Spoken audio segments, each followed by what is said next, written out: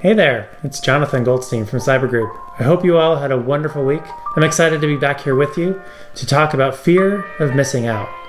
Welcome back to It's Monday, What's Jonathan Thinking? FOMO is an incredibly broad topic covering myriad areas of triggers and events that really deeply impact people. And it's important to note that some of the things that can be triggered are big things like anxiety and depression. And I just want to disclose before we get too far into it that I am not a licensed psychologist or counselor in any way. So if you are truly struggling with these issues, I do encourage you to get the help that you need. Okay, disclaimers aside, let's dig in. Fear of missing out. What is it? Well, imagine that you have two job offers and you're choosing between one and looking at the other, and they both look great, they're both competitive, they're both the same salary, and you choose one. But then some time later, you see that the people that you interviewed with who took the other job are doing really quite well in life. And it triggers you to feel like you took the wrong path, that you made the wrong decision.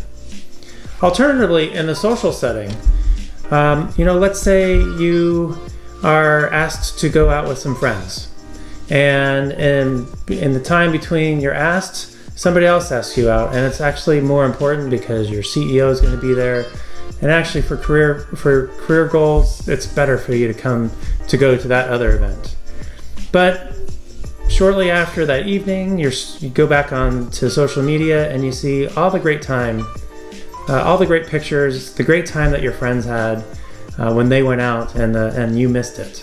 And so you get this fear that you missed out, this anxiety that wells within you, and it becomes distracting.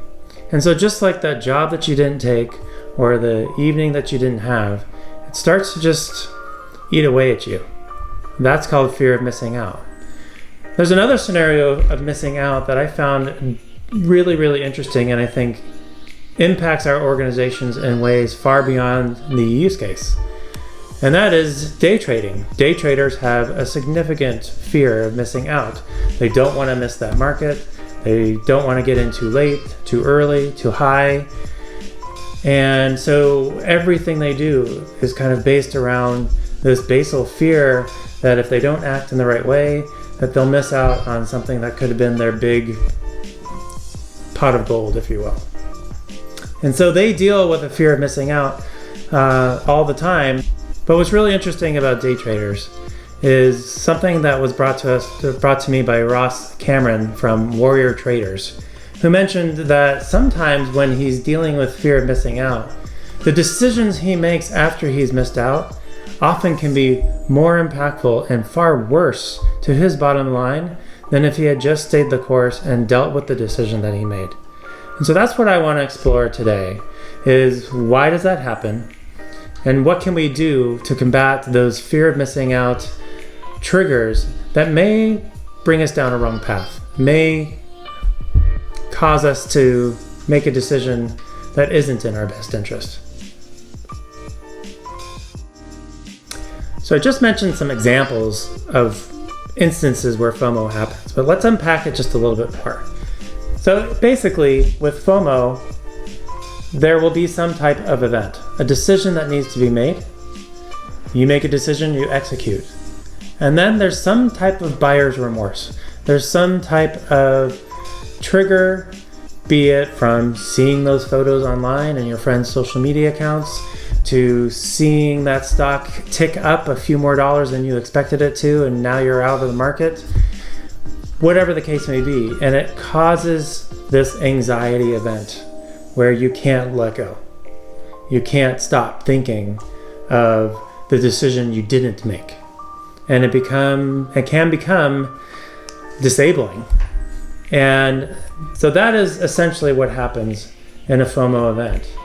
But let's kind of unpack a little bit more of what's going on. And we get a sense of this through a YouTube video that I watched from a life coach named Stephanie Lynn. who mentions that oftentimes FOMO happens because of some unmet need in our life. And delving into psychology, sometimes those unmet needs happened many, many years ago. They happened in your childhood development, or something that happened in in school or in work that was very, very impactful, maybe a catastrophic event of sorts.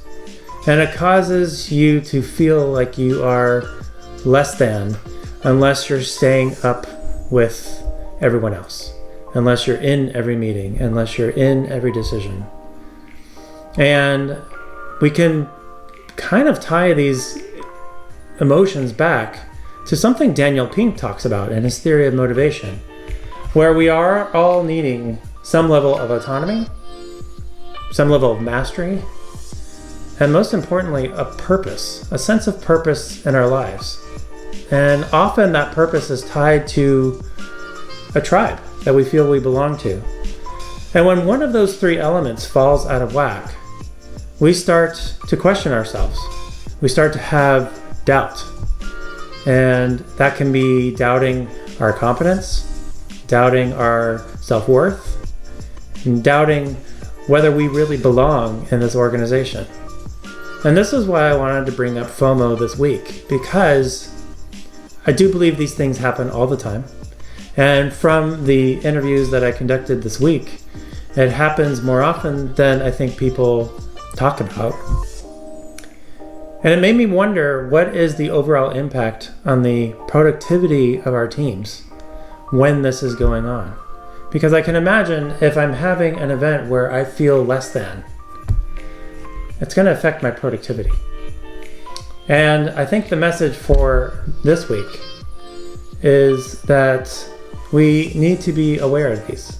We need to be aware of our actions and how others might perceive them, for sure. But ourselves, individually, we need to have a self-awareness of when FOMO is triggered.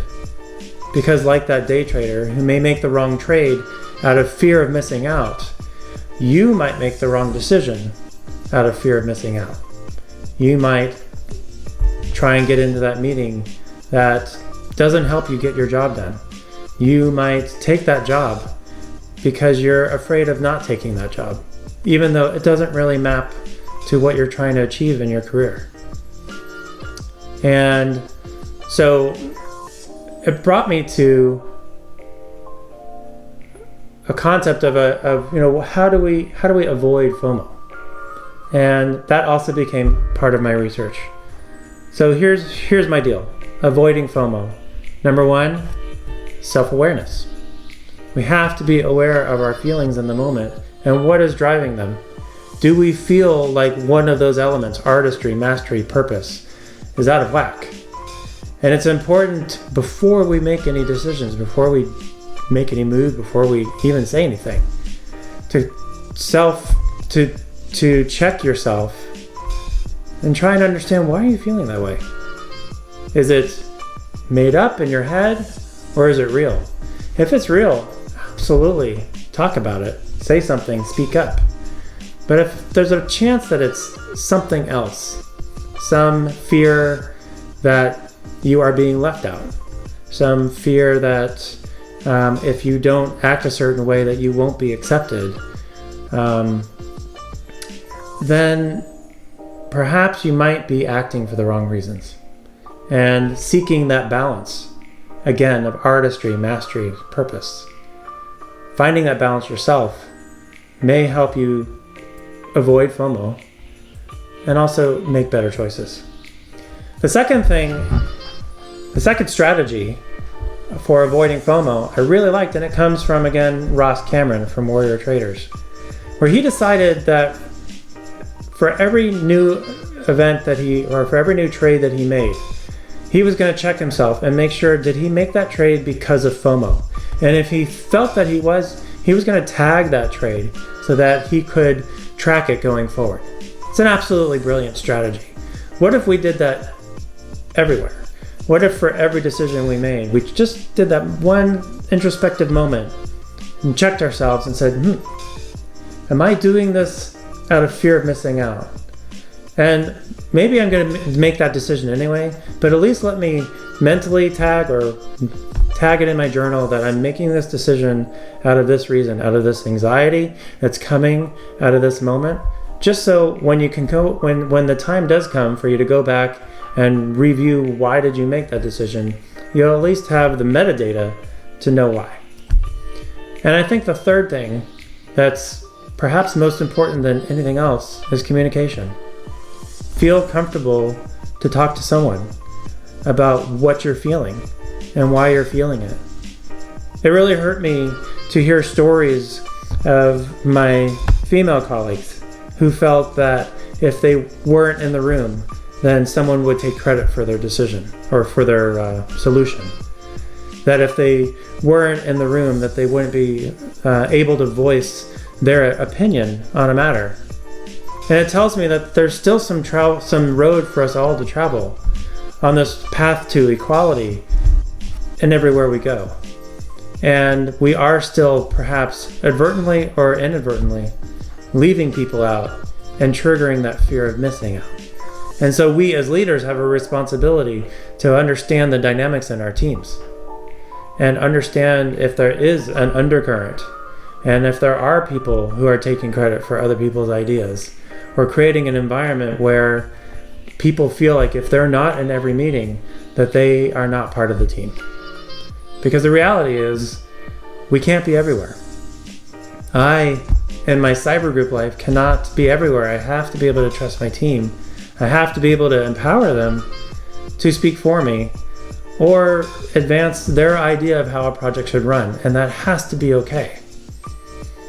And so I realized that as a leader, I need to create an awareness of how my team is operating and make sure that I'm creating an environment that's conducive to productivity, inclusiveness, and absent of anything that would trigger that kind of anxiety, because it can be amazingly destructive. So those are my lessons from studying fear of missing out. I would love to hear your thoughts.